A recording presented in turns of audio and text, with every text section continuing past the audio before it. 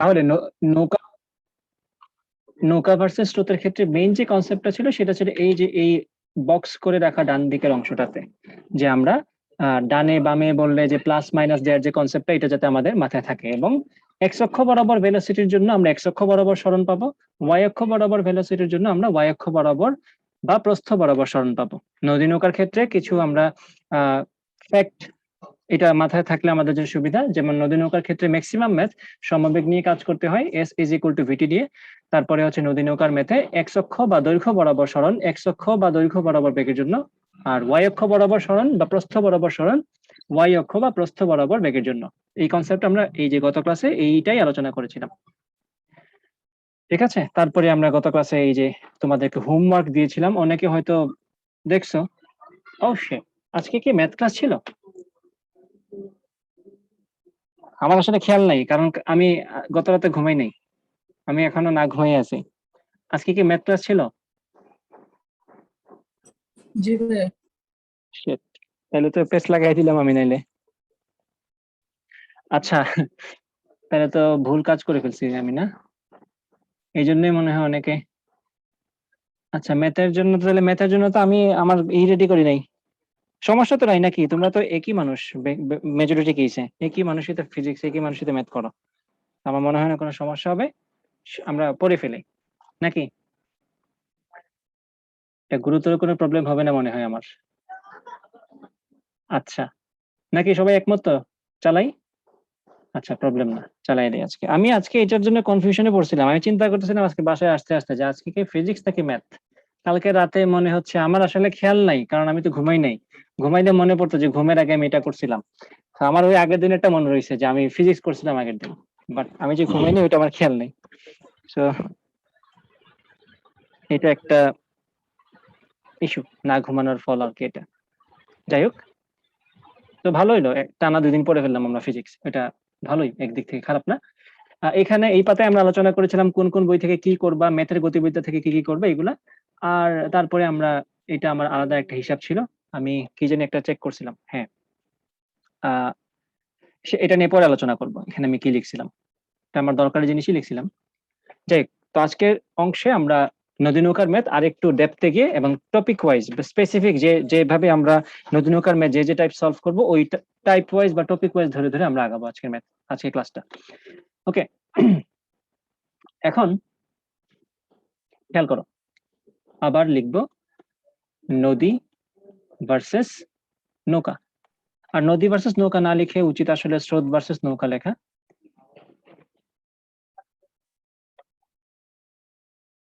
স্রোত ভার্সেস নৌকা, কারণ আমরা স্রোতের বেগ এবং নৌকার বেগ নিয়ে কাজ করব। ওকে, সো ইনিশিয়াল কিছু জিনিসপত্র এঁকে ফেলি আগে। যেমন ধরো আমাদের নদীর তো 2টা পাড় থাকবে। নদীর 2টা পাড় বলতে নর্মালি যেটা করা হয়, 2টা সমান্তরাল সরল রেখা আঁকা হয় এইরকম ভাবে। 2টা সমান্তরাল সরল রেখা থাকে, এই 2টা সমান্তরাল সরল রেখা হচ্ছে নদীর 2টা পাড়। এবং নদীর এক পাড় থেকে আমাদের টার্গেট থেকে আরেক পাড়ে পৌঁছানো। মনে করো এই যে এখানে একটা নৌকা আছে, মিস্টার নৌকা, এই যে এখানে আছে নৌকাটা, ছোট নৌকা,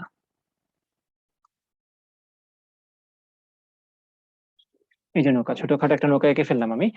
তো এই হচ্ছে নৌকা। এই নৌকা বিভিন্ন, তার তার ফ্যান্টাসির অভাব নাই, সে ঠিক বিপরীত বিন্দুতে পৌঁছাতে চায়, সে সর্বোচ্চ গতিতে পৌঁছাতে চায়, সে সর্বোচ্চ সময়ে সবচেয়ে কম সময়ে পৌঁছাতে চায়। তার অনেক অনেক কিউরিওসিটি, সে বিভিন্ন ভাবে নদীর ওপর পারে পৌঁছাতে চায়। মাঝে মধ্যে আবার তার চোরকে ধরার ইচ্ছা থাকে, পুলিশ পার করে নৌকার মাধ্যমে। এরকম আরো অনেক কিছু কেস পাবা তোমরা আস্তে আস্তে সামনে। তো বেসিক যে কনসেপ্ট সেখানে হচ্ছে প্রশ্নে যেটা দেয়া থাকবে সেটা হচ্ছে স্রোতের বেগ দেয়া থাকবে, ভেলোসিটি অফ দ্য কারেন্ট, স্রোতের বেগ দেয়া থাকবে। মোবাইলটা সাইলেন্ট করে ফেলি। হ্যাঁ, ওকে, সো এই হচ্ছে স্রোতের বেগ। স্রোতের একটা বেগ দিয়ে দিই এখানে। হ্যাঁ, এবং নৌকার একটা বেগ থাকবে যথারীতি। সো নৌকার বেগটা মনে করো এই যে এটা হচ্ছে নৌকার বেগ। এখন আমি একটা কনভেনশন ফলো করব, সেটা হচ্ছে তুমি খেয়াল করে দেখবা তোমার বইয়ে নদী এবং স্রোতের বেগ এবং নৌকার বেগকে ইউ এবং ভি দিয়ে প্রকাশ করা হয়। আমি সেটা না করে যেটা করব সেটা হচ্ছে আমি সিম্পলি স্রোতের বেগকে পি দ্বারা প্রকাশ করব এবং নৌকার বেগকে কিউ দ্বারা প্রকাশ করব। এটার কারণ হচ্ছে আমরা ভেক্টরের সূত্রগুলা পি আর কিউ দিয়ে পড়ে আসছি সেজন্য। আচ্ছা ঠিক আছে, তাহলে এখন এই যে স্রোত পি বেগে এবং নৌকা কিউ বেগে চলে, তাদের মধ্যবর্তী একটা কোণ থাকবে আলফা। এই যে অবশ্যই নৌকা একটা কোণ করে চলবে, সোজাসুজি চলতে পারে, বাট আমরা তো ইন জেনারেল কেস নিয়ে কাজ করছি, একটা কোণ তার থাকবে। এখন নদীর যে প্রস্থ, সেই প্রস্থটা হচ্ছে দুইটা সমান্তরাল সরলরেখার মধ্যবর্তী দূরত্ব আর কি, ওইটাই হচ্ছে নদীর প্রস্থ। আমরা সেটাকে অ্যাড্রেস করব ডি দিয়ে। ঠিক আছে, এই ডি হচ্ছে নদীর প্রস্থ। এখন নৌকা যখন নদী পার করবে, এখানে এই কথাটা ইম্পর্ট্যান্ট, নদী পার করা। নৌকা যখন নদী পার করবে, আমরা কিভাবে বুঝবো যে নৌকা নদী পার করছে? ম্যাথমেটিক্যালি আমরা কিভাবে বুঝবো নদী পার হয়েছে? নদী পার করা, এই হচ্ছে আমাদের প্রথম টাস্ক, নদী পার করতে হবে। তো ম্যাথমেটিক্যালি আমরা তখনই বুঝবো যে নৌকাটা নদী পার করতে পারছে, সেটা হচ্ছে আমরা যখন দেখবো যে ওয়াই অক্ষ বরাবর তার সরণটা প্রস্থের সমান হয়ে গেছে। কারণ খেয়াল করো, একটা নৌকা মনে করো এখানে ছিল, একটু পরে সে এখানে আসছে, একটু পরে সে এখানে আসছে, সে কি নদী পার করছে? সে নদী পার করে না। একটু পরে সে এখানে আসছে, একটু পরে সে এইখানে আসছে। এই যে এইখানে আসা মাত্রই বললাম যে নদী পার করে ফেলছে, তার মানে কি? তার মানে হচ্ছে সে প্রস্থ বরাবর এই যে এতটুক জায়গা অতিক্রম করছে। এর আগের জায়গাগুলো দেখো, যখন সে এইখানে আসছিল তখন কিন্তু তার প্রস্থ বরাবর অতিক্রান্ত দূরত্ব ছিল এই যে এতটুকু। যখন সে এই জায়গায় আসছিল তখন তার প্রস্থ বরাবর অতিক্রান্ত দূরত্ব ছিল এতটুকু। এরকম ভাবে খেয়াল করো, প্রত্যেকটা পজিশন আমরা ট্র্যাক করছি কোন অক্ষ বরাবর? প্রস্থ অক্ষ বরাবর অথবা ওয়াই অক্ষ বরাবর। এই যে এখানে যখন ছিল তখন তার অবস্থান আমরা মেপেছিলাম এই যে এতটুকু। যখনই সে এই জায়গায় চলে আসছে তখনই আমরা মেপে দেখলাম যে সে এখন নদীর প্রস্থ পরিমাণ সরণ ঘটিয়ে ফেলেছে কোন অক্ষ বরাবর? ওয়াই অক্ষ বরাবর। তাহলে এটা আমরা এখানে লিখবো যে নদী পার করা মানে হচ্ছে প্রস্থ বরাবর সরণ।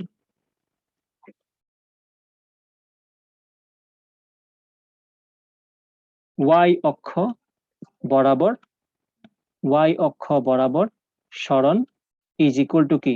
ডি। এই যে ওয়াই অক্ষ বরাবর যে সরণটা, সেটা যদি নদীর প্রস্থের সমান হয়ে যায় তার মানেই হচ্ছে আমি নৌকাটা নদী পার করে ফেলছে। ওয়াই অক্ষ বরাবর সরণ মানেই, সরণ যদি ডি হয় তার মানে হচ্ছে নৌকাটা নদী পার করে ফেলছে। ওকে, আচ্ছা। এখন আমরা আগের পাতায় পড়ছিলাম বা গত ক্লাসে পড়ছিলাম যে যখন আমরা ওয়াই অক্ষ বরাবর সরণ নিয়ে কথা বলবো তখন আমার কোন অক্ষ বরাবর বেগ লাগবে? যখন আমরা ওয়াই অক্ষ বরাবর সরণ নিয়ে কাজ করব তখন আমার ওয়াই অক্ষ বরাবর বেগটাই লাগবে। কারণ এক্স অক্ষ বরাবর বেগ তো আমাকে কন্টিনিউয়াসলি এদিকে পুশ করছে, এটা তো কোনোভাবেই আমাকে নদী পার করতে সাহায্য করছে না। যে ভেলোসিটি আমাকে উপরের দিকে বা ওয়াই অক্ষ বরাবর পুশ করছে, এই যে বাম দিকে যেগুলো লিখলাম, সেগুলা কিন্তু আমাকে নদী পার করতে সাহায্য করবে। তা আমার লাগবে ওয়াই অক্ষ বরাবর বেগ। তাহলে এখানে খেয়াল করো, ওয়াই অক্ষ বরাবর বেগ। এখন আমার হাতে ভেক্টর আছে দুইটা, একটা হচ্ছে স্রোতের ভেক্টর যেটা হচ্ছে পি, এবং একটা হচ্ছে নৌকার ভেক্টর যেটা হচ্ছে কিউ। ভালো করে একটু অ্যানালাইজ করে দেখো যে পি ভেক্টরটা আমাকে কোনোভাবে, নৌকাকে কোনোভাবে কোনো কন্ট্রিবিউশন দিচ্ছে কিনা নদী পার করতে।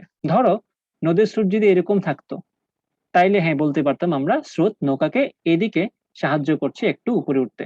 বাট আমাদের প্রশ্নগুলোতে কিন্তু স্রোত থাকে এক্স্যাক্টলি এক্স অক্ষ বরাবর, একদম স্ট্রেইট ফরওয়ার্ড এক্স অক্ষ বরাবর থাকে সে। তাহলে যে স্ট্রেইট ফরওয়ার্ড এক্স অক্ষ বরাবর থাকে বা এক্স অক্ষ বরাবর কোনো যদি একটা ভেক্টর থাকে, তার তো ওয়াই অক্ষ বরাবর কোনো উপাংশ থাকার কোনো প্রশ্নই ওঠে না। কারণ আমরা উপাংশের সূত্র কি পড়েছিলাম? যার উপাংশ তার মান ইন্টু যার দিকে উপাংশ তার সাথে উৎপন্ন কোণের কস। ঠিক আছে, যার উপাংশ তার মান ইন্টু যার দিকে উপাংশ তার সাথে উৎপন্ন কোণের কস। একটু খেয়াল করে তাহলে ভালো করে আমরা দেখতে চাই যে স্রোতের বেগের এই যে পি, স্রোতের বেগের ওয়াই অক্ষ বরাবর কোন উপাংশ আছে কিনা। স্রোতের বেগের ওয়াই অক্ষ বরাবর কোন উপাংশ আছে কিনা চেক করতে চাই আমরা। তাহলে সূত্র কি? যার উপাংশ তার মান, স্রোতের বেগের উপাংশ যেহেতু স্রোতের বেগের মান লিখে ফেললাম পি, ইন্টু যার দিকে উপাংশ, কোন দিকে? ওয়াই অক্ষ বরাবর। এই যে বললাম ওয়াই অক্ষ বরাবর, তাহলে ওয়াই অক্ষ বরাবর স্রোতের বেগের কোণ কত ডিগ্রি, বা ওয়াই অক্ষের সাথে স্রোতের বেগের কোণ কত ডিগ্রি? সেটা হচ্ছে 90 ডিগ্রি। তাইলে দেখো পি কজ 90 ডিগ্রি, আনসার আসছে 0। তাহলে দেখতেই পাচ্ছ স্রোতের বেগের ওয়াই অক্ষ বরাবর কোনো উপাংশ নাই। তাহলে আমার হাতে একমাত্র এখন কার বেগ আছে? নৌকার বেগ। এখন আমরা চেক করব নৌকার বেগের ওয়াই অক্ষ বরাবর কোন উপাংশ আছে কিনা। আমি চিত্রটা একটু পরিষ্কার করি, তারপরে দেখতে সুবিধা হবে আর কি।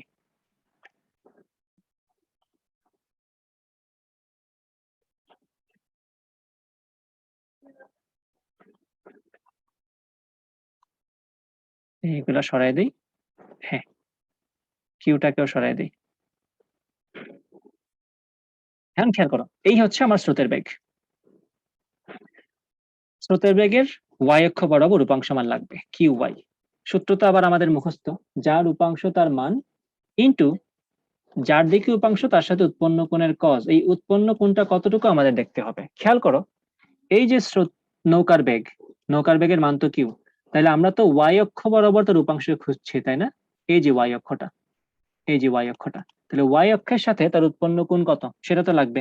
এই পাশে যদি হয় আলফা, y অক্ষের সাথে কোণ কত হবে? 90 মাইনাস আলফা। হয়ে গেল, যার উপাংশ তার মান ইনটু যার দিকে উপাংশ তার সাথে উৎপন্ন কোণের কজ। তাহলে কজ 90 মাইনাস আলফা। তাহলে ব্যাপারটা কি দাঁড়ালো? cos 90 মাইনাস আলফা সমান তো sin আলফা। তাহলে আনসার হবে কিউ sin আলফা। তাহলে তুমি এখন দেখো, আমার হাতে যে দুইটা ভেক্টর ছিল, একটা ছিল পি ভেক্টর এবং একটা ছিল কিউ ভেক্টর। আমরা পি ভেক্টরকে টেস্ট করলাম, সে আমাকে কোনো কন্ট্রিবিউশন দিচ্ছে না y অক্ষ বরাবর। তাহলে এই যে ভেক্টরটা, তার কোনো আসলে কন্ট্রিবিউশন নেই নদী পার করার ক্ষেত্রে। আরেকটা ভেক্টর বাকি ছিল নৌকার বেগ বা নৌকার ভেক্টর, সে কিন্তু আমাকে কিউ সাইন আলফা পরিমাণ উপাংশ দিচ্ছে y অক্ষ বরাবর। তাইলে স্রোতের বেগের, হ্যাঁ আসির বলো।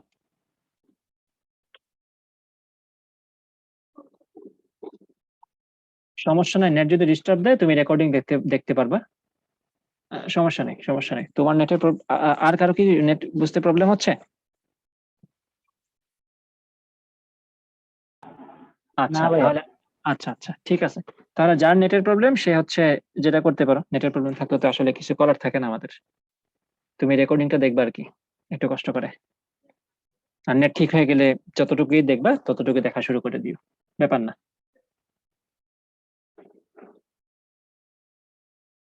বুঝতে পারছি।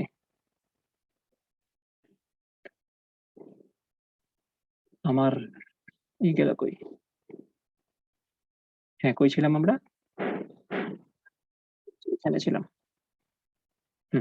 স্ক্রিন আশা করি দেখা যাচ্ছে। খেয়াল করো যে নৌকার বেগের যতটুকু আমাকে কন্ট্রিবিউশন দিয়েছে সেই পরিমাণটা কতটুকু? এই যে সেই পরিমাণটা কিউ সাইন আলফা সে আমাকে দিচ্ছে y অক্ষ বরাবর। তাহলে আমরা কিন্তু সর্বসাকুল্যে একটা ভেক্টর একটা মানই পাচ্ছি যেটা y অক্ষ বরাবর আছে, সেটা হচ্ছে কিউ সাইন আলফা। তাহলে খেয়াল করো, y অক্ষ বরাবর সরণ হচ্ছে ডি, y অক্ষ বরাবর বেগ হচ্ছে কিউ সাইন আলফা। তাহলে এই জিনিসগুলাই তো নদী পার করার জন্য আমাকে ইনফরমেশন দিচ্ছে যে প্রস্থ যদি ডি হয়, বেগ যদি কিউ সাইন আলফা হয়, ইন আদার ওয়ার্ড তুমি যেটা জানতে পারছো সেটা হচ্ছে তোমার সরণ হচ্ছে ডি, তোমার বেগ হচ্ছে কিউ সাইন আলফা। এবং যেহেতু আমরা আগের দিন পড়েছি যে নদী নৌকার সব মেতের সকল বেগ সমবেগ, আমরা এটা ডিরেক্ট লিখে দিতে পারি যে V is equal two, sorry, S is equal two, শুরু থেকে লিখি ভিটি। তাহলে যেহেতু আমাদের সরণটা এখন y অক্ষ বরাবর, যেটাকে আমরা ডি হিসেবে প্রকাশ করছি, যেভাবে আমরা লিখছি প্রস্থটা D is equal to, V এর জায়গায় বসবে y অক্ষ বরাবর বেগ এবং টি এর জায়গায় তো টি বসলো। আর ভি এর মান তো দেখতেই পাচ্ছ, ভি ওয়াই হচ্ছে কিউ সাইন আলফা। তাহলে তুমি এখান থেকে লিখতে পারো D is equal to Q sine alpha into T. এখান থেকে কি লেখা যায়? এখান থেকে লেখা যায় T is equal to D divided by Q sine alpha. এটা হচ্ছে তোমার নদী পার করার সকল মেতের ক্ষেত্রে সময়ের সূত্র। নদী পার করতে কত সময় লাগবে? অলমোস্ট 99.99% মেতে তোমার আনসার হচ্ছে এটা, T is equal to D divided by Q sine alpha. বুঝা গেছে? T is equal to D divided by Q sine alpha. আমরা পরের পাতা চলে যাব।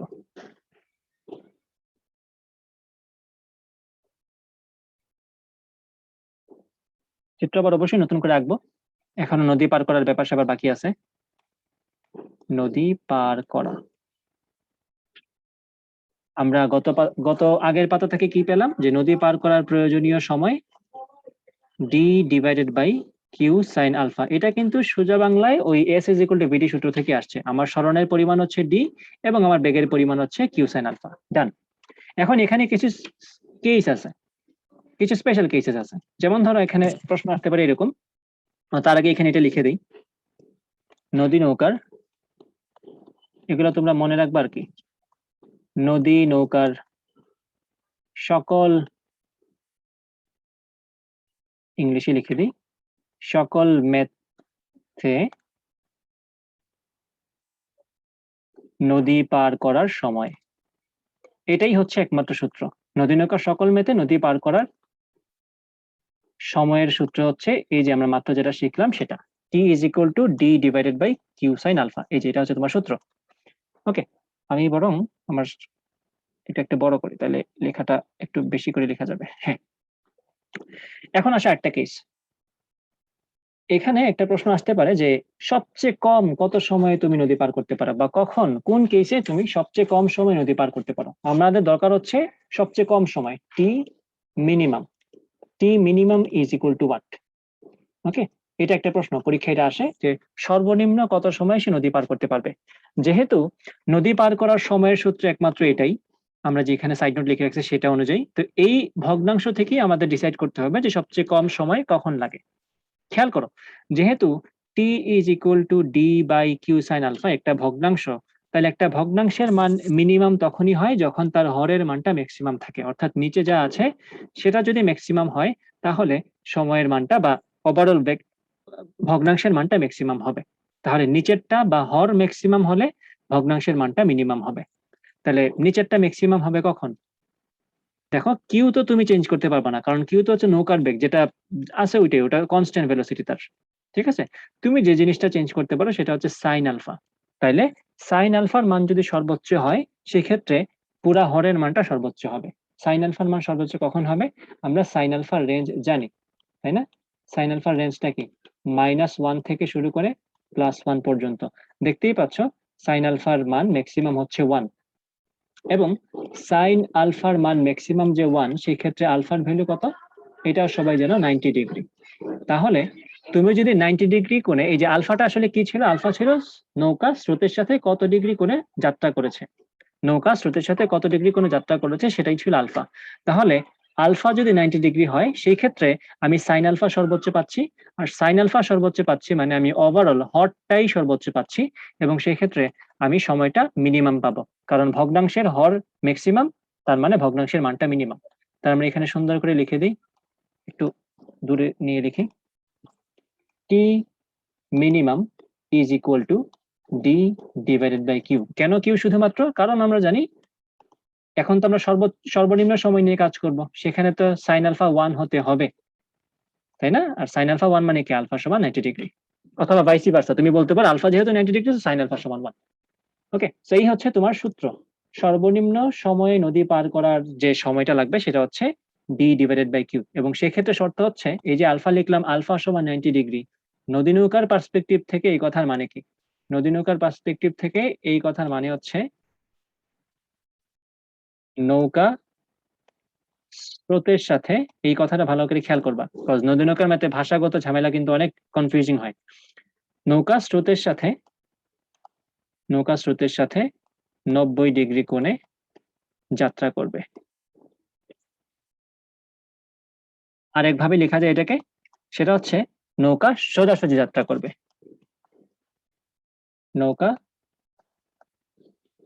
সোজাসুজি যাত্রা করবে, এই দুই কথার মানেই হচ্ছে আলফার মান 90 ডিগ্রি। ঠিক আছে, এটা হচ্ছে মিনিমাম। এখন যেহেতু ভগ্নাংশ, এখানে আরেকটা প্রশ্ন চলে আসতে পারে যে অসম্ভব কিছু হইতে পারে কিনা, যে এমন কোনো কেস আছে কিনা যে আমার ভগ্নাংশটা অসম্ভব হয়ে গেল। সেটা স্বাভাবিক, যে কোনো ভগ্নাংশকে তুমি অসম্ভব বানিয়ে দিতে পারো যদি তোমার নিচে জিরো চলে আসে। এই যে তুমি লিখলা যে টি সমান D divided by Q sine alpha, by any chance যদি এই কিউ সাইন আলফা 0 হয়ে যায়, তাইলে কিন্তু এই জিনিসটা ডি বাই 0 বা ইনফিনিট এরকম একটা সিচুয়েশনে চলে গেল, তাই না? তো এটা কখন হবে? যখন আলফার ভ্যালু, যখন alpha is equal to 0 degree অথবা আলফার ভ্যালু 180 ডিগ্রি, তখন টি সমান চলে আসলো কি? D divided by sine alpha 0 হোক অথবা 180 হোক, দুই ক্ষেত্রে আনসার 0। তো এখানে আনসার আসবে ইনফাইনাইট। এই যে কথাটা, যে যখন আলফা 0 ডিগ্রি অথবা 180 ডিগ্রি, এই কথার মানে কি? এবং টি সমান যে ইনফিনিট আসছে সেই কথার মানেটা কি নদী নৌকার পার্সপেক্টিভ থেকে, এই কথার মানে কি? আর টি সমান যে ইনফিনিট এটার মানে কি? যদি কেউ পারো মেসেজে লিখতে পারো। নদী নৌকার পার্সপেক্টিভ থেকে আলফা 0 ডিগ্রি অথবা 180 ডিগ্রি মানে কি, এবং সেই ক্ষেত্রে টি সমান যে ইনফিনিট আসছে সেটার মানে কি?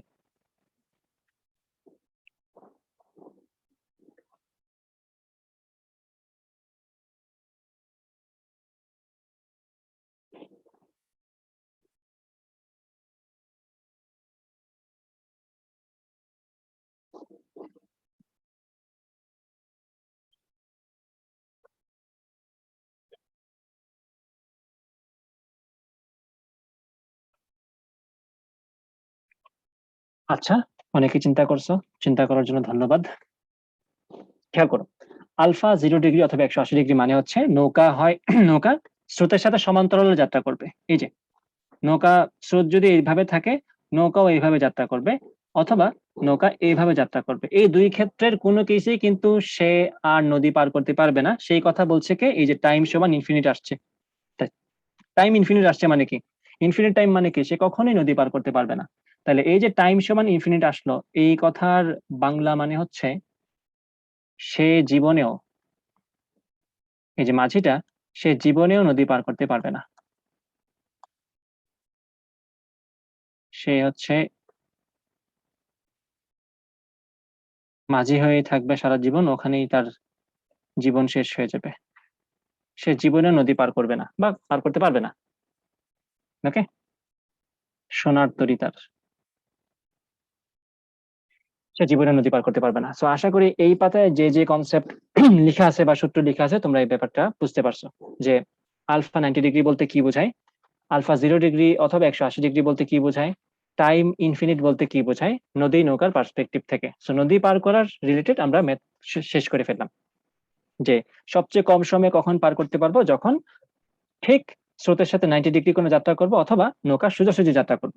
ঠিক আছে? কখন নদী পার করতেই পারবো না, যখন আমরা স্রোতের সমান্তরালে হয় স্রোতের দিকে অথবা স্রোতের বিপরীত দিকে যাত্রা করব, তখন নদী পার করতে পারবো না।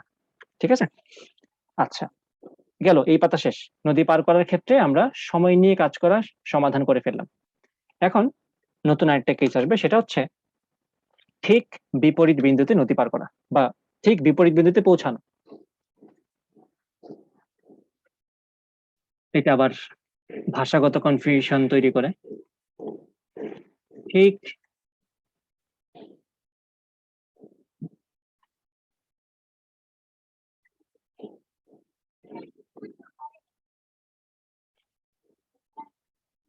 এটাকে অনেকগুলো সেন্টেন্স দিয়ে লেখা যায়। আমি এভাবে লিখতে পারি যে ঠিক বিপরীত বিন্দুতে পৌঁছানো। আবার এটাও লিখতে পারি সোজাসুজি নদী পার করা। খেয়াল করবা আগের পাতায় কিন্তু বা দুই এক পাতা আগে কিন্তু এরকম একটা সোজাসুজি কথা লিখছিলাম, সেখানে ছিল সোজাসুজি যাত্রা করা, আর এখানে লিখছি সোজাসুজি নদী পার করা। দুইটার মধ্যে অনেক পার্থক্য। ঠিক বিপরীত বিন্দুতে পৌঁছানো, সোজাসুজি নদী পার করা, আরেকটা বলা যায় যে সর্বনিম্ন সরণের নদী পার করা। এটাও আরেকটা প্রকাশ, সবভাবেই প্রশ্ন করতে পারে। সর্বনিম্ন সরণে, সর্বনিম্ন সরণে নদী পার করা।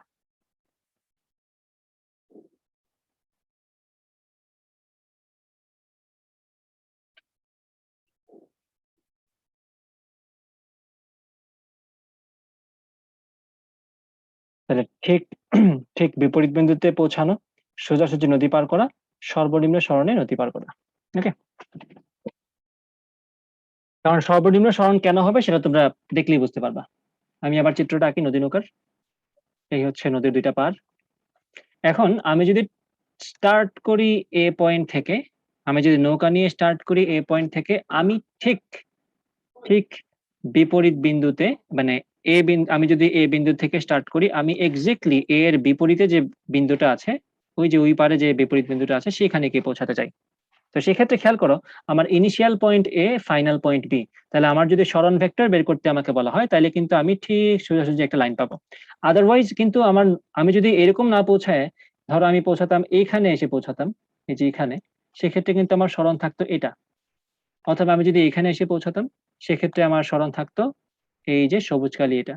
তো দেখো সবচেয়ে, তো এটা তোমাদের যে জ্যামিতিক কনসেপ্ট, যে দুইটা সরলরৈখিক সরলরেখার মধ্যে বা মানে আমি যখন যোগ করব তখন লম্ব দূরত্বটাই সবচেয়ে কম দূরত্ব হয়ে থাকে। এই যে দেখো এটার থেকে এটা ছোট, আবার এটার থেকেও এটা ছোট। তাহলে সবচেয়ে কম দূরত্ব মানে কি? তুমি যদি ঠিক সোজাসুজি বা 90 ডিগ্রি কোণে সরণে যাও, 90 ডিগ্রি কোণে যাত্রা না, খেয়াল করবা।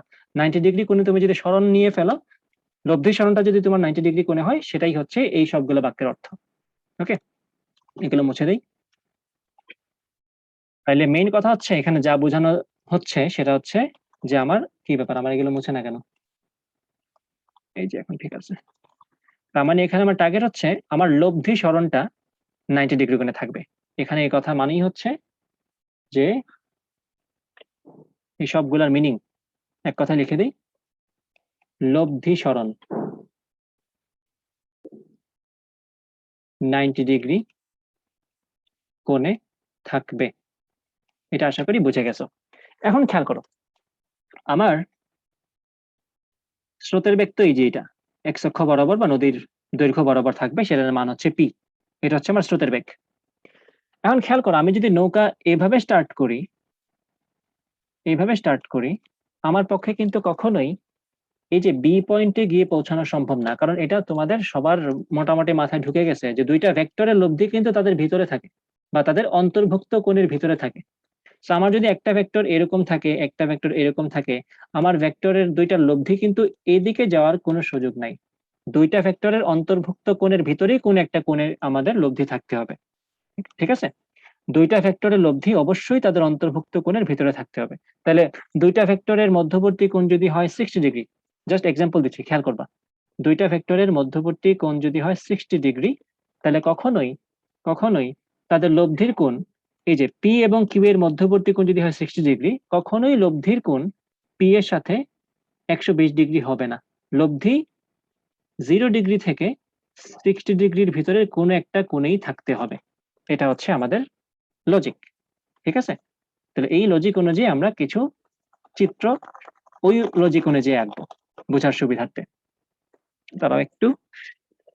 ওকে, হ্যাঁ।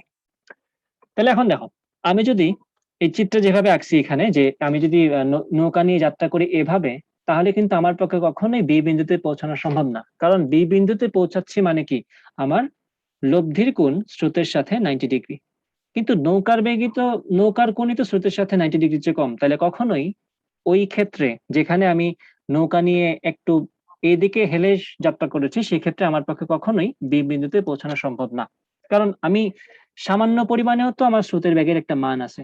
তো স্রোতের বেগের যদি সামান্য মান থাকে, তাহলে তো সামান্য হলে আমি এদিকে সরে যাব, আমার পক্ষে কখনোই এই বি বিন্দুতে পৌঁছানো সম্ভব না। ঠিক আছে? আমি ওই দিকে কোন একটা বিন্দুতে গিয়ে পৌঁছাবো। তাহলে আমাদের কিভাবে যাত্রা করা লাগবে? এলে কেটে ফেললাম। আমাদের যাত্রা করা লাগবে একটু অন্যদিকে সরে গিয়ে, বিপরীত দিক থেকে শুরু করা লাগবে। এখন এটা চান্স আছে। এখন দেখো, স্রোতের বেগ এবং নৌকার বেগের মধ্যবর্তী কোণ আলফা। তাহলে এই কোণের ভিতরের একটা অংশে কিন্তু আমাদের লব্ধিটা এখন এক্সিস্ট করছে, যেটার মান হচ্ছে, মানে কোণটার মান হচ্ছে 90 ডিগ্রি। এখন এটা পসিবল যে আমাদের লব্ধির সরণের কোণটা 90 ডিগ্রি এবং মূল ভেক্টর দুইটার অন্তর্ভুক্ত কোণ 90 ডিগ্রির চেয়ে বড়। তাহলে অবশ্যই নৌকাকে স্থলকোণে যাত্রা করতে হবে, এটা ফর শিওর। ওকে, এখন খেয়াল করো, একটা জিনিস বইয়ে দেয়া আছে অন্যভাবে, আমি একটু অন্য স্টাইলে একটু চিন্তা করি বা তোমাদের নিয়ে চিন্তা করি। ধরো একটা বস্তু উপরের দিকে উঠছে, ঠিক আছে? সে ডানেও যায় নাই, সে বামেও যায় নাই, সে ঠিক এখানে এসে পৌঁছে গেছে। তার মানে কি, তার সুযোগ ছিল কিন্তু ডান দিকে যাওয়ার, তার সুযোগ ছিল বাম দিকে যাওয়ার, বাট সে ঠিক যেখান থেকে যাত্রা করছিল, ডানে বামে না গিয়ে সে সোজা গিয়ে পৌঁছে গেছে। তার মানে হচ্ছে, এই কথার মানে হচ্ছে, তার এক্স অক্ষ বরাবর কোনো উপাংশ ছিল না, বা এক্স অক্ষ বরাবর তার লব্ধি বেগটা 0 ছিল। অর্থাৎ এই যে আমি নৌকা নিয়ে একটু বাম দিকে সরে যাত্রা করেছি না, তাহলে নৌকার বেগের তো একটা বাম দিকে উপাংশ তৈরি হয়েছে, তাই কিনা? নৌকার বেগের বাম দিকে একটা উপাংশ তৈরি হয়েছে, এই যেটা, এটা হচ্ছে নৌকার বেগের বাম দিকের উপাংশ, কিউ কজ আলফা। আর স্রোতের বেগ তো অলরেডি আছে এক্স অক্ষ বরাবর ডান দিকে। ঠিক আছে? স্রোতের বেগ তো অলরেডি এক্স অক্ষ বরাবর ডান দিকে আছে। তাহলে এই যে স্রোতের বেগ ডান দিকে এবং নৌকার বেগ এক্স অক্ষ বরাবর বাম দিকে, সেটা আমার চিত্রই বলছে যে নৌকার বেগের এক্স অক্ষ বরাবর উপাংশ বাম দিকেই থাকবে। তো এই যে নৌকার বেগ পি, স্রোতের বেগ পি এবং নৌকার এক্স অক্ষ বরাবর বেগ কিউ কজ আলফা, এই দুইটা ভেক্টর যেহেতু পরস্পর সমান এবং বিপরীতমুখী, তাদের লব্ধি হবে 0। যেহেতু x অক্ষ বরাবর লব্ধি শূন্য, সুতরাং নৌকা x অক্ষ বরাবর কোনো দিকেই যাবে না, নৌকাটা শুধুমাত্র y অক্ষ বরাবর যাবে, কারণ নৌকার বেগের তো y অক্ষ বরাবর উপাংশ আছে, তাই কিনা? দেখো খেয়াল করে, এই কোণটা যদি আলফা হয়, এই কোণটা যদি আলফা হয়, তাহলে এই কোণটা কি হবে বলতো? এই কোণটা হবে আলফা -90। তাহলে আনসার কি আসবে? কিউ কজ আলফা -90, যেটাকে উল্টা করে লেখা যায় কজের ক্ষেত্রে কিন্তু আমার কজ মাইনাস থিটা সমান cos theta, so minus common নিলে আমার কোনো চেঞ্জ কিছু আসবে না। Cos 90 minus alpha, it will be Q sine alpha. তো দেখো, নৌকার উপরের দিকে যে ব্যাগটা বা নৌকার ওয়াই অক্ষ বরাবর যে ব্যাগটা, সেটা কিন্তু আগের মতো এখনো সেম আছে, ওই কিউ সাইন আলফাই থাকবে। ওকে, আর ওইদিকে দেখো, নৌকার বেগের এক্স অক্ষ বরাবর উপাংশ এবং স্রোতের এক্স অক্ষ বরাবর, সূত্র পুরোটাই এক্স অক্ষ বরাবর, এই দুইটা পরস্পর সমান। তাইলে আমরা লিখতে পারি এখানে এইটা এবং এইটা যেহেতু পরস্পর বিপরীতমুখী, আমরা লিখবো এইভাবে যে P is equal to minus Q cos alpha. তাহলে কি লেখা যায়? কজ আলফা সমান minus P divided by Q. এটাই হচ্ছে শর্ত। এটা কিসের শর্ত? এটা হচ্ছে ঠিক বিপরীত বিন্দুতে পৌঁছানোর শর্ত। ঠিক বিপরীত বিন্দুতে পৌঁছানোর শর্ত। এখন এই যে পি এবং কিউ কজ আলফা পরস্পর বিপরীতমুখী, এই কনসেপ্ট যদি তোমাদের বুঝতে কষ্ট হয়, তাহলে আমি নর্মাল মেথড যেটা আছে সেটা দিয়ে বোঝাচ্ছি। এখন চিন্তার কোনো কারণ নাই, সবভাবেই বোঝাবো। ওকে, আমার মাথায় আছে সবকিছুই, যে এক একজনের এক এক ভাবে কমফোর্ট জোন কাজ করে, সো আমি দুই ভাবেই বোঝাচ্ছি। আবার আমি একই কাজ করব, এখানে আমি স্রোতের বেগটা কালি চেঞ্জ করে দিই। স্রোতের বেগটা মনে করো এই যে এটা হচ্ছে পি, স্রোতের বেগ। এটা প্লিজ সবাই বুঝে গেছো যে নৌকার বেগটা অবশ্যই স্থলকোণে হতে হবে, তা না হলে কিন্তু আমি ঠিক বিপরীত বিন্দু বি তে পৌঁছাতে পারবো না। এই হচ্ছে এ আর এই হচ্ছে বি, বি তে পৌঁছানো যাবে না। লব্ধি সরণ যে 90 ডিগ্রি কোণে আছে সেটাও আশা করি কারো বুঝতে কোনো প্রবলেম নেই, কারণ আমার টার্গেটই হচ্ছে এটা, ঠিক বিপরীত বিন্দুতে পৌঁছানো। এটা হচ্ছে আমার লব্ধি সরণ, তাই তো, 90 ডিগ্রি। এখন দেখো, আমরা ভেক্টরের কোণের লব্ধির কোণের যে সূত্র শিখেছিলাম, বা আমাদের যেটা মনে আছে সেটা কি ছিল? tan থিটা সমান Q sine alpha divided by P plus Q cos alpha, তাই না? এই যে এটা ছিল সূত্রটা। তাহলে tan থিটা বলতে এখানে লব্ধির কোণ তো আমার স্রোতের বেগের সাথে 90 ডিগ্রি, তাই না? তাহলে tan 90 is equal to Q sine alpha divided by P plus Q cos alpha. tan 90 সমান তোমাদের সবার জানা আছে অসংজ্ঞায়িত, সেজন্য এখান থেকে এটাকে লেখা যায় 1/0।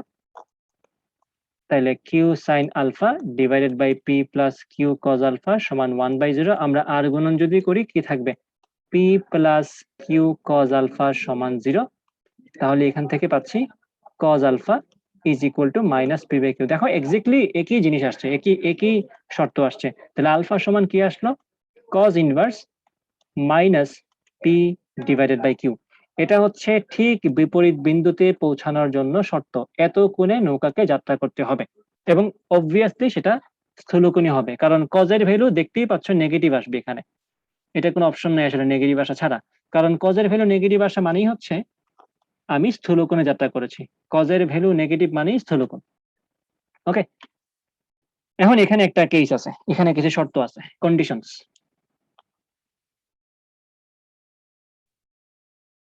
কন্ডিশনস গুলো একটু মনে রাখতে হবে। আবার সেই ট্রিগোনোমেট্রির কনসেপ্ট তোমার মনে করতে হবে আর কি, যদি থাকে তাহলে ভালো, না থাকলে এখন বলে দিব। কজ আলফা রেঞ্জ সম্বন্ধে আশা করি সবার আইডিয়া আছে। Range of cos alpha, cos alpha রেঞ্জটা কি জানো? -1 থেকে +1 পর্যন্ত, ওই সাইন আলফার মতোই। তাহলে এখানে খেয়াল করো, আমি এই উপরের লাইনটা একটু দেখাই তোমাদেরকে। এই যে এটা কজ আলফা সমান মাইনাস পি বাই কিউ। এখন মনে করো ফর এনি রিজন আমার পি গ্রেটার দেন কিউ হয়ে গেল। পি যদি কিউ এর চেয়ে বড় হয়ে যায়, তাহলে পি বাই কিউ অবশ্যই গ্রেটার দেন 1। তাহলে P divided by Q greater than 1। স্বাভাবিক, একটা বড় সংখ্যাকে ছোট সংখ্যা দিয়ে ভাগ করলে আনসার একের চেয়ে বড় হবে। তাহলে উভয় পক্ষকে মাইনাস দিয়ে গুণ করলে কি হবে? Minus P by Q is less than minus one. এটা তোমাদের অসমতা বা বাস্তব সংখ্যার অংশ থেকেই দেখাচ্ছি এই কনসেপ্টটা। আচ্ছা, তো এই যে minus P by Q, P যদি কিউ এর চেয়ে বড় হয়ে যায় তাহলে minus P by Q minus one এর চেয়ে ছোট হয়ে যায়। তার মানে কি দাঁড়ালো? কজ আলফার যে আনসারটা সেটা কিন্তু রেঞ্জকে ক্রস করে চলে যায়। তার মানে পি কিউ এর চেয়ে বড় হতে পারবে না। পি কিউ এর চেয়ে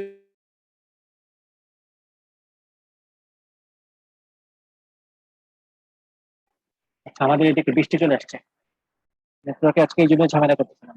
যাই হোক, আশা করি বৃষ্টির প্রবলেম ওইভাবে। সাউন্ড কি বেশি শোনা যাচ্ছে? মনে হয় না। জুমের নয়েজ ক্যান্সেলেশন ভালো আছে, খুব বেশি প্রবলেম করে না আসলে। ওকে, খেয়াল করো এখন। এই যে দেখো আমাদের কি আসছে, যদি, এই যে আমি এখানে কন্ডিশন লিখে রাখছি, যদি P greater than Q. P greater than Q মানে কি আসলে? মানে হচ্ছে স্রোতের বেগ যদি নৌকার বেগের চেয়ে বড় হয়ে যায়, সেক্ষেত্রে P by Q greater than one. কাজ আমরা জানি বড় সংখ্যাকে ছোট সংখ্যা দিয়ে ভাগ করলে আনসারটা একের চেয়ে বড় হবে। পি বাই কিউ যদি গ্রেটার দেন ওয়ান হয় তাহলে মাইনাস পি বাই কিউ অবশ্যই মাইনাস ওয়ানের চেয়ে ছোট হবে, এবং সেটা আমার রেঞ্জকে অতিক্রম করে ফেলে। আর যখনই রেঞ্জকে অতিক্রম করে ফেলছে তার মানেই ব্যাপারটা অবাস্তবের দিকে চলে গেছে। তার মানে শর্ত কি? শর্ত হচ্ছে P can not be greater than Q, এটা হচ্ছে শর্ত। এখন আমরা চেক করতে চাই যে পি কি কিউ এর সমান হতে পারে কিনা। মানে পি কিউ এর সমান হলে তো কোনো প্রবলেম আমি দেখি না, কারণ সেক্ষেত্রে এই যে কজ আলফা সমান মাইনাস পি বাই কিউ না, সেক্ষেত্রে মাইনাস পি বাই কিউ, আর যেহেতু পি আর কিউ সমান আনসার আসবে মাইনাস ওয়ান। তো মাইনাস ওয়ান তো আমার রেঞ্জের ভিতরে পড়ে, তো আমি কি মাইনাস ওয়ান মানে পি সমান কিউ একসেপ্ট করবো নাকি করবো না বলতো, যেহেতু এটা রেঞ্জের ভিতরে পড়ে? আনসার দাও। আর না বুঝে থাকলে বলো, আমি আবার বুঝাবো, প্রশ্নটাই আবার বুঝাবো।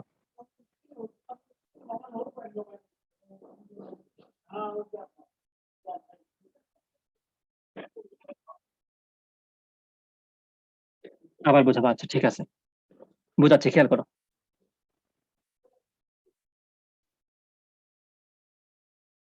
নতুন পাতায় নিয়ে আসি।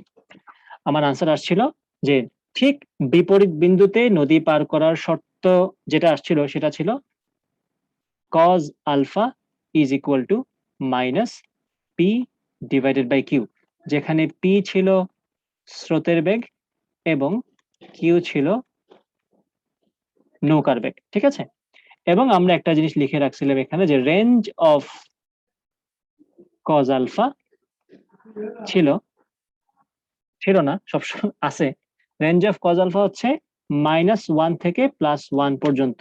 তো এই রেঞ্জের কনসেপ্টটা ধরে নিয়ে আমরা চেক করে দেখলাম যে যদি পি কিউ এর চেয়ে বড় হয়ে যায়, অর্থাৎ স্রোতের বেগ নৌকার বেগের চেয়ে বড় হয়ে যায়, সেক্ষেত্রে P divided by Q greater than one হয়ে যাবে। একটা সংখ্যা থেকে বড় হয়ে গেলে ছোটটা দিয়ে বড়টাকে ভাগ করলে আনসার একের চেয়ে বড় হয়, এটা আমরা জানি।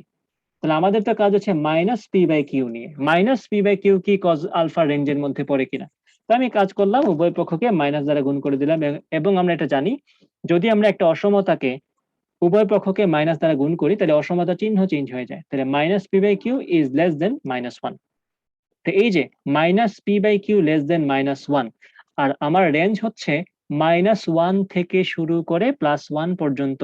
মাইনাস ওয়ানের থেকে ছোট সংখ্যা কিন্তু কজ আলফা এলাও করে না, বাট স্রোতের বেগ নৌকার বেগের চেয়ে বেশি হয়ে গেলে আমাদের কজ আলফার আনসার সেটা চলে আসে।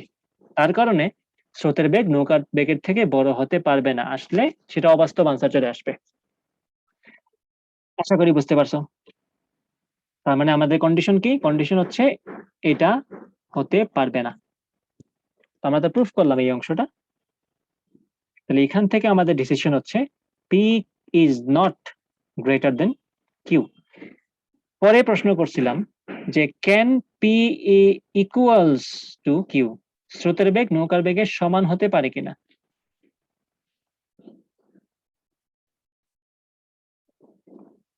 এটার লজিক ছিল এটাই যে পি যদি কিউ এর সমান হয় সেক্ষেত্রে আমার এই যে মাইনাস পি বাই কিউ সমান কি হবে? মাইনাস পি বাই কিউ সমান হবে মাইনাস ওয়ান, এবং মাইনাস ওয়ান কিন্তু রেঞ্জের ভিতরে এক্সিস্ট করে, কারণ আমার রেঞ্জ শুরু হয় মাইনাস ওয়ান থেকে, আমার আনসারও আসছে মাইনাস ওয়ান। আমার প্রশ্ন ছিল এটাই যে আমি স্রোতের বেগ নৌকার বেগের সমান ধরে কাজ করতে পারবো কিনা, বা স্রোতের বেগ নৌকার বেগের সমান হলে আমার পক্ষে ঠিক বিপরীত বিন্দুতে পৌঁছানো সম্ভব হবে কিনা। আশা করি বুঝতে পারছো সবাই।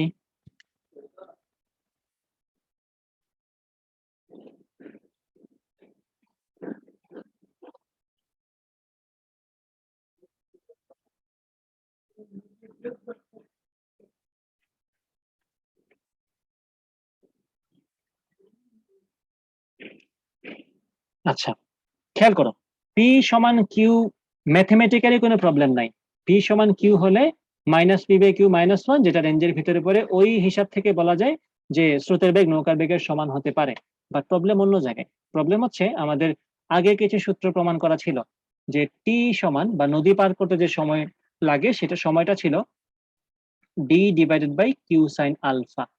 এখন একটু খেয়াল করে মনে করে দেখো তো যে টি এর মান কখন অবাস্তব ছিল, যখন আলফার ভ্যালু 0 ডিগ্রি অথবা 180 ডিগ্রি আসতো, কারণ সেক্ষেত্রে নিচে 0 চলে আসতো, টি এর মান অসংজ্ঞায়িত বা টি এর মান অসীম চলে আসতো।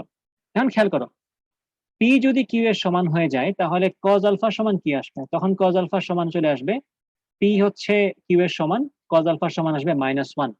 তো সেই ক্ষেত্রে কজ আলফা সমান যদি -1 আসে, আলফা সমান কি আসছে এটা আমাদের জানা আছে আশা করি সবার, আলফা সমান 180 ডিগ্রি। তাহলে আলফা 180 ডিগ্রি মানে কি, নৌকা যাত্রা করছে স্রোতের বেগের ঠিক বিপরীত দিকে। এইভাবে স্রোত যদি থাকে ডান দিকে, নৌকা যাত্রা করছে বাম দিকে। ঠিক আছে, সমান বেগে, বেগের মান সমান, নৌকার বেগের মান যা স্রোতের বেগের মানও তা, এই যে এইভাবে। প্রবলেম হচ্ছে এই কেসের ক্ষেত্রে তো নদী নৌকা নদী পার করতে পারে না। তো যদি নৌকা নদী পার করতে না পারে, তার ক্ষেত্রে তো ঠিক বিপরীত বিন্দুতে পৌঁছানোর ব্যাপারটা বিলাসিতা, সে তো নদী পার করতে পারে না। ঠিক আছে, আগের অংশে কিন্তু আমরা এটাই প্রুফ করেছিলাম যে যদি আলফা 0 ডিগ্রি অথবা 180 ডিগ্রি হয়, সেক্ষেত্রে সে জীবনেও নদী পার করতে পারবে না। তো সেই জায়গাতে এসে আমি যদি বলি আলফা 180 ডিগ্রি হলে ঠিক বিপরীত বিন্দুতে পৌঁছাতে পারবে, প্রবলেম হবে না, সেটা আসলে অবান্তর একটা প্রস্তাব। ঠিক আছে, তাহলে আমাদের শর্ত কি, ঠিক বিপরীত বিন্দুতে পৌঁছানোর জন্য শর্ত হচ্ছে পি গ্রেটার দেন কিউ হতে পারবে না, পি ইকুয়াল টু কিউ হতে পারবে না। এই যেখানে লিখে দিই নো। তাহলে কি হতে হবে, P must be, P must be less than Q. স্রোতের বেগ অবশ্যই নৌকার বেগের চেয়ে ছোট হতে হবে, স্রোতের বেগ অবশ্যই নৌকার বেগের চেয়ে ছোট হতে হবে যদি নৌকা ঠিক বিপরীত বিন্দুতে পৌঁছাতে চায়।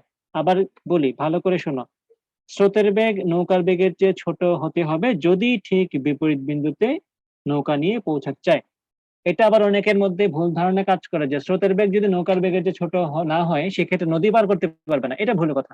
নদী পার করতে পারবে না শুধুমাত্র 0 ডিগ্রি অথবা 180 ডিগ্রি কোনো যাত্রা করলে, এই দুই কোণ ছাড়া যে কোনো যাত্রা করলেই সে নদী পার করতে পারবে, এটাতে কোনো ডাউট নেই। ঠিক আছে, বাট ঠিক বিপরীত বিন্দুতে পৌঁছানোর ক্ষেত্রে শর্ত হচ্ছে স্রোতের বেগ মাস্ট বি লেস দেন নৌকার বেগ। আশা করি কথাগুলো বোঝা গেছে।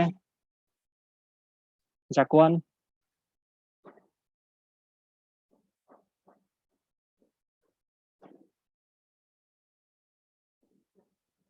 গ্রেট।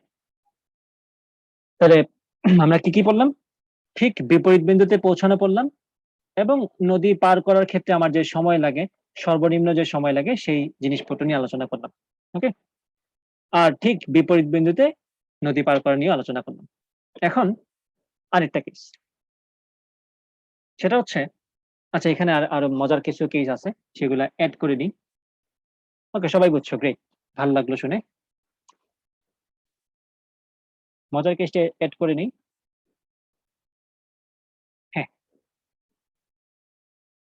তুমি যখন, আচ্ছা আমি কি চাইলে আমার এই স্লাইডটা কি নদী নৌকা বানিয়ে দিতে পারি না? Wow, that would be great. এই হচ্ছে পুরাটাই মনে করো আমার নদী। আমি এক কাজ করি, আমার হাতে অনেক সময় আছে আজকে, আমি এটা নদী বানিয়ে দিই। রং করতে ভালোই লাগে।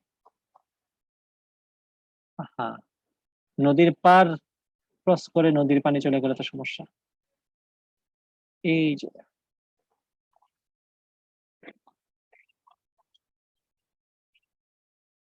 আমার গ্রাফিক টেপ কেনার পিছনে মূল উদ্দেশ্য ছিল, আমি যখন প্রথম দিকে স্টুডেন্ট পড়ানো শুরু করি তখন তাদের জন্য বিভিন্ন রকম কালারফুল পিডিএফ বানানোর শুরু করি। তো কালারফুল পিডিএফ বানাতে গিয়ে দেখা যায় যে স্বাভাবিকভাবেই কালার পেন্সিলের দাম অনেক বেশি এবং এগুলো অনেক বেশি খরচ হয়ে যায়, মানে পরিমাণ অনেক বেশি লাগে। আরো অনেক ধরনের প্রবলেম আছে, সব কালার চাইলেই পাওয়া যায় না এবং একটা ঝামেলা। তো ওই চিন্তা থেকে মাথায় আসলো যে এমন জিনিস যদি থাকে যেখানে রং কখনো শেষ হবে না তাহলে ভালো হয়। তো সেই চিন্তা থেকেই 2018 সালের ডিসেম্বর মাসে এই গ্রাফিক ট্যাবটা কিনা। এখন ওইটা এখনো আছে এবং আমার রং এখনো ফুরায় নাই। ব্যাপারটা আনন্দের। যাই হোক, এখন কাজে আসি। এই পুরাটাই হচ্ছে আমার নদী। ঠিক আছে? আচ্ছা, নদীকে টেনে লম্বা করে দিই। এই যে নদী, এই যে নদী, এই যে নদী, এই যে নদী। ওকে। এখন আমি এই যে এই জায়গা থেকে জায়গাটা দেখাই দিই। এই যে এই জায়গা থেকে আমি যাত্রা করব। ঠিক আছে? এই জায়গা থেকে আমি যাত্রা করব। এই লাল রঙের পয়েন্টটা থেকে যাত্রা করব। আমার টার্গেট হচ্ছে ঠিক বিপরীত বিন্দু, অর্থাৎ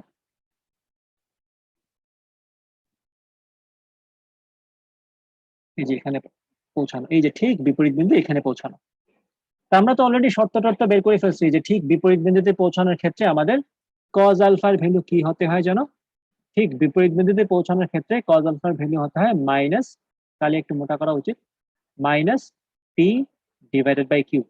ঠিক আছে? cos আলফার ভ্যালু হতে হবে minus P divided by Q. এখানে আমার কিছু অ্যাডভান্টেজ আছে, খেয়াল করবা। স্রোতের বেগ তো পি, এই বড় করে আঁকি ইচ্ছা মতো। এই যে স্রোতের বেগ হচ্ছে পি, এই যে স্রোতের বেগ হচ্ছে পি। আর নৌকা তো ডেফিনেটলি একটু সরে যাত্রা করবে, এই যে এইভাবে। এবং অবশ্যই আমরা আমাদের কথা রাখতে হবে যে নৌকার বেগ অবশ্যই স্রোতের বেগের চেয়ে বড় হতে হবে, চিত্রের মধ্যেও যাতে সেটা প্রকাশ পায়। একটু লম্বা করে আঁকতে হবে। এই যে লম্বা করে আঁকলাম, এটা হচ্ছে নৌকার বেগ কিউ। স্রোতের বেগ পি আর নৌকার বেগ কিউ। আমাদের টার্গেট হচ্ছে ঠিক বিপরীত বিন্দুতে নৌকা নিয়ে পৌঁছানো। এই যে ঠিক বিপরীত বিন্দুতে পৌঁছানো, that is our resultant vector. আমার লব্ধি সরণ হবে এই যে এই বরাবর, এটা হচ্ছে আমাদের লব্ধি সরণ। ঠিক আছে? তো লব্ধি সরণ যেহেতু এইদিকে, লব্ধি বেগটাও তো ওই দিকেই আছে, তাই না? লব্ধি বেগ যেদিকে থাকে লব্ধি সরণ তো ওই দিকেই থাকে। তো আমি যদি এখন আমাকে প্রশ্ন করা হয় যে, এটা পরীক্ষায় প্রশ্ন আসে দেখি আমি কথা বলতেছি, যে লব্ধি বেগটা ঠিক বিপরীত বিন্দুতে পৌঁছানোর ক্ষেত্রে লব্ধি বেগটা কত? তো লব্ধি বেগের সূত্রটা একটাই, যে R is equal to root over P squared plus Q squared plus 2pq cos alpha. মজার ব্যাপার হচ্ছে যখন তুমি ঠিক বিপরীত বিন্দুতে গিয়ে নদী পার করবা, ঠিক বিপরীত বিন্দুতে পৌঁছাবা, সেক্ষেত্রে তুমি কিন্তু cos আলফার একটা সুন্দর সূত্র জানো। সেক্ষেত্রে cos আলফা সমান মাইনাস পি বাই কিউ। তুমি এই যে cos আলফাটাকে রিপ্লেস করে দাও মাইনাস পি বাই কিউ দ্বারা। কি সুবিধা হবে তুমি চোখের সামনেই দেখতেছো, উপরে নিচে কাটাকাটি যাবে, তখন আসবে R is equal to root over P square plus Q square plus 2pq। cos আলফার জায়গায় বসায় দাও সুন্দর করে মাইনাস পি বাই কিউ। তাহলে কিউ কিউ কাটা যাচ্ছে, আর এই পি, এই যে এই পিটা, কি ব্যাপার, এই পিটা আর এই পিটা গুণ হয়ে যাবে পি স্কোয়ার, যেহেতু একটা মাইনাস আছে হয়ে যাবে মাইনাস 2p স্কোয়ার। তাহলে কি থাকলো আমাদের হাতে? হাতে থাকলো P square plus Q square minus 2p square. Answer কি আসবে? Q square minus P square. ঠিক আছে? এটা হচ্ছে সূত্র, এটা হচ্ছে একটা সূত্র। আশা করি সূত্রটা মনে থাকবে। যদি ঠিক বিপরীত বিন্দুতে পৌঁছায় সেক্ষেত্রে লব্ধি বেগের মান হচ্ছে root over Q square minus P square. এটা ভোলা আসলে খুব বেশি কঠিন, কারণ তুমি ভালো করে জানো বড়টার বর্গ থেকে ছোটটার বর্গ বাদ যাবে, তো যেটা বড় সেটা আগে আসবে। এখানে একটা ট্রিক ইকুয়েশন আসতে পারে এমসিকিউ তে, স্যাররা দিয়ে দিতে পারে যে স্যার ইচ্ছা করে স্রোতের বেগ বড় করে দিল আর নৌকার বেগ ছোট করে দিল, সেক্ষেত্রে তোমাকে বলতে পারে যে আর এর মান কত। এক্ষেত্রে কিন্তু আর এর কোনো মান নেই, কারণ সেক্ষেত্রে তো নৌকা নদী পার করতেই পারবে না ঠিক বিপরীত বিন্দুতে। নদী পার করবে বাট ঠিক বিপরীত বিন্দুতে পৌঁছাতে পারবে না। তো সেক্ষেত্রে এটা একটা সাবধান থাকা লাগবে যে স্যার তোমাকে কোনো ট্রিকি সিচুয়েশনে ফেলে দিল কিনা। আদারওয়াইজ এটা একটা শর্টকাট। ঠিক আছে? জাস্ট ঠিক বিপরীত বিন্দুতে পৌঁছানোর ক্ষেত্রে লব্ধি বেগ। আশা করি বোঝা গেছে। এখন আসলে পরের অংশে চলে যাই। এই পাতা সবাই বুঝছো তো নাকি? এটা খুবই সিলি একটা প্রবলেম ছিল, সিলি একটা প্রতিপাদন ছিল। এটা না পারলেও চলবে, না পারলে যে এটা তোমার কোনো ক্ষতি করে দিবে এরকম না, এটা না পারলেও চলবে। বাট মনে রাখলে খারাপ না। পরের অংশ চলে যাই। এতক্ষণ আমরা ছিলাম সব ওয়াই অক্ষ বরাবর, নদী পার করতে হবে ওয়াই অক্ষ বরাবর, আর ঠিক বিপরীত বিন্দুতে পৌঁছাবো, সবচেয়ে কম সময়ে পৌঁছাবো, এই সবগুলোই ছিল রিলেটেড উইথ প্রস্থ অথবা ওয়াই অক্ষ। এখন আমরা প্রথম এক্স অক্ষ নিয়ে কাজ করবো, অর্থাৎ আমরা এখন দৈর্ঘ্য বরাবর সরণ নিয়ে কাজ করবো। ঠিক আছে, দৈর্ঘ্য বরাবর সরণ। This is our first topic of x axis. ঠিক আছে, এই হচ্ছে এক্স এক্সিস এর আমাদের প্রথম টপিক, যেখানে আমরা এক্স এক্সিস বরাবর সরণ নিয়ে কাজ করবো, দৈর্ঘ্য বরাবর। আর সরণ টরণ লিখি নাই, দৈর্ঘ্য বরাবর কাজ করবো। তাইলে এখন আর বড় নদী বানাচ্ছি না, যান বের হয়ে গেছে আগের পাতে রং করতে গিয়ে। ওকে, এই হচ্ছে আমাদের নদী, এই হচ্ছে আমাদের স্রোতের বেগ পি,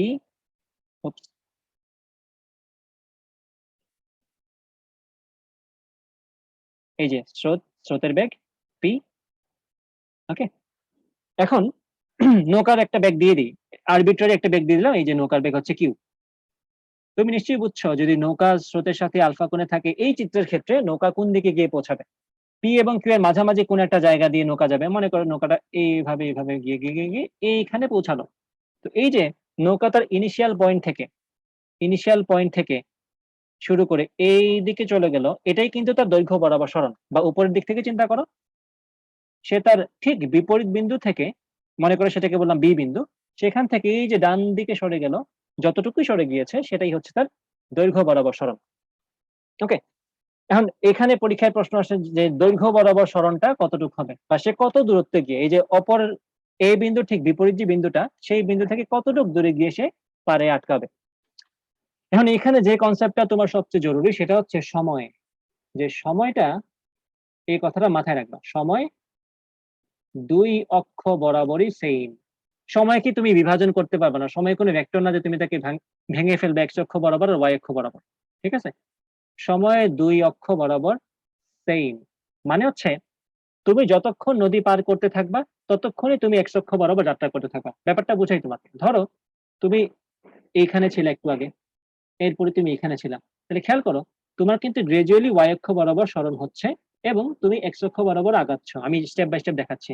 মনে করো এইখানে, এই যে এখানে চলে আসতাম, তাহলে এখন তোমার এক্স অক্ষ বরাবর এতটুকু চলে আসলাম, ওয়াই অক্ষ বরাবর এতটুকু চলে আসলাম। খেয়াল করবা, এরপরে মনে করো তুমি এখানে চলে আসছো, তারপর তুমি এখানে চলে আসছো, তাহলে মানে তুমি এক্স অক্ষ বরাবর এতটুকু আসলা, ওয়াই অক্ষ বরাবর এতটুকু আসলা, দেন এক্স অক্ষ বরাবর এতটুকু, ওয়াই অক্ষ বরাবর এতটুকু, তাই তো? একদম ফাইনালি তুমি চলে আসলা মনে করো এইখানটা।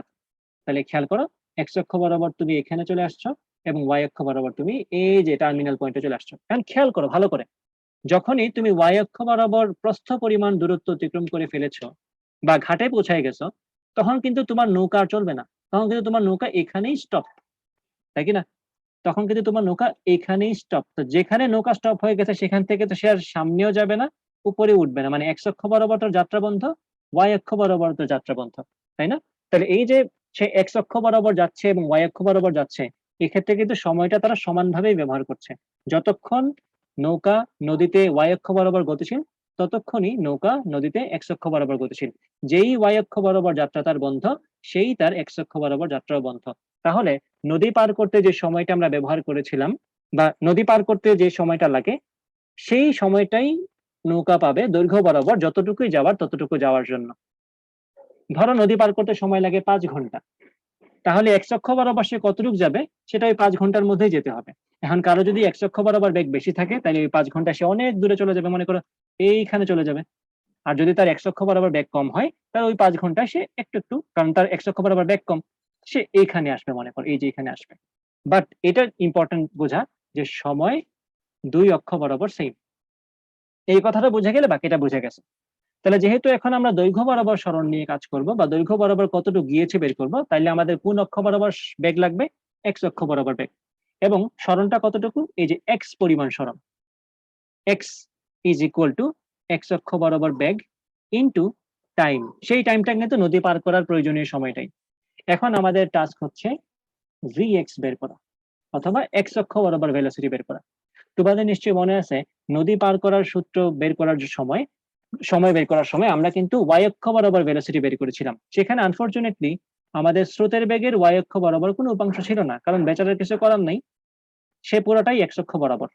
শুধুমাত্র ওয়াই অক্ষ বরাবর বেগ ছিল নৌকার, সেটা ছিল কিউ সাইন আলফা। এখানে কাহিনী ডিফারেন্ট, এখানে স্রোত তো পুরাটাই এক্স অক্ষ বরাবর, তাহলে স্রোতের বেগের ওয়াই অক্ষ বরাবর এক্স অক্ষ বরাবর উপাংশ হচ্ছে পি কস 0 ডিগ্রি। তোমার চোখের সামনে দেখো তুমি, স্রোত পুরাটাই এক্স অক্ষ বরাবর, তাই না? তাহলে এটা হবে পি কস 0, অর্থাৎ পি থাকবে, এটা তোমার চোখের সামনে। আবার বললাম, স্রোতের বেগের এক্স অক্ষ বরাবর উপাংশ পি, নৌকার বেগের এক্স অক্ষ বরাবর উপাংশ কি 0? না, নৌকার বেগের এক্স অক্ষ বরাবর উপাংশ 0 হবে না, কারণ নৌকা এক্স্যাক্টলি ওয়াই অক্ষ বরাবর যাচ্ছে না। নৌকা যাত্রা করছে কিভাবে? নৌকা যাত্রা করছে স্রোতের সাথে আলফা কোণ করে। আরে এত মোটা কালি কেমন হইলো? নৌকা যাত্রা করছে স্রোতের সাথে আলফা কোণ করে, তাহলে যে আলফা কোণে যাত্রা করছে তার তো অবশ্যই নৌকার তো অবশ্যই স্রোতের দিকে একটা উপাংশ থাকবে, অর্থাৎ এক্স অক্ষ বরাবর তার একটা মান থাকবে, which is Q cos alpha. তাহলে কিউ এক্স সমান আসছে কিউ কজ আলফা। তাহলে এখন দেখো আমাদের জন্য জিনিসটা ইজি হয়ে গেল। এক্স অক্ষ বরাবর আমাদের বেগ হচ্ছে P plus Q cos alpha. স্রোতের বেগেরও কন্ট্রিবিউশন আছে এখানে পুরোটা, নৌকার বেগেরও একটা উপাংশ আছে এইদিকে। তাহলে এক্স অক্ষ বরাবর বেগ আমরা পেয়ে গেলাম vx is equal to P plus Q cos alpha. তাইলে এক্স অক্ষ বরাবর সরণ কতটুকু হবে সেটা জাস্ট এখানে vx এর জায়গায় P plus Q cos alpha into T এর জায়গায় কি বসবে? নদী পার করতে যে সময়টা, সেটা কি ছিল? D divided by Q sine alpha.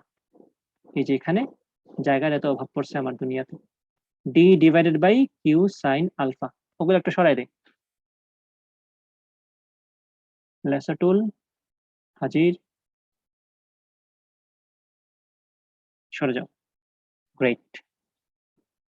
হ্যাঁ, এই ব্র্যাকেটটাও তো থাকার দরকার নেই। উপস,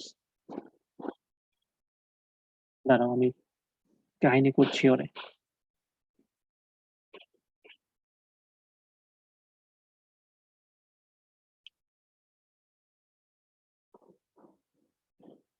যাও বাবা। হ্যাঁ, ডান। তো আশা করি কনসেপ্টটা বুঝতে পারছো যে, আচ্ছা কনসেপ্ট বোঝার আগে আমি সূত্রটা লিখছি যে একটু বড় করে দিই, নাহলে পরে আবার পিডিএফ দেখার সময় বুঝবা না কি লিখছি। আরে ওটা মুছে না কেন? আচ্ছা মুছবে না, বাদ দাও, ওরে মোছার দায়িত্ব আমার। এই যে মুছে দিলাম। তাইলে খেয়াল করো আমি আবার লিখছি, এক্স অক্ষ বরাবর বেগ তো vx, আমি যা পাচ্ছি নৌকা মানে এক্স অক্ষ বরাবর আমি যা পাচ্ছি সেটা হচ্ছে P plus Q cos alpha, X অক্ষ বরাবর বেগ, ইন্টু সময়টা কি? D divided by Q sine alpha. That's it, এটাই হচ্ছে তোমার সূত্র। দৈর্ঘ্য বরাবর কতটুকু দূরত্ব অতিক্রম করবে, এই হচ্ছে সেই সূত্র। এখন যতগুলো সূত্র আজকে পড়ালাম, প্রত্যেকটা সূত্র তুমি যদি বুঝে বুঝে লিখে রাখো বা বুঝে বুঝে পড়ে থাকো, তাহলে তোমার পক্ষে এই সূত্রগুলা ভোলা কোনোভাবেই সম্ভব না। এই সূত্রগুলা ভুলান না, কারণ এগুলাতে আসলে মানে বিশেষ নতুন কিছু নাই। ওই এস ইজ ইকুয়াল টু ভিটি দিয়ে কাজ করছি, আর উপাংশের কনসেপ্ট আমাদের থাকা উচিত, মাস্ট। বলো, এই পর্যন্ত যা যা পড়িয়েছি কারো কোনো কিছু বুঝতে প্রবলেম আছে কিনা?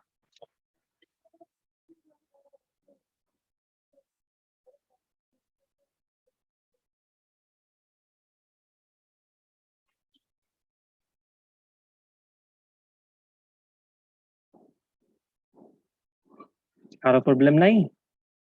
নাইস।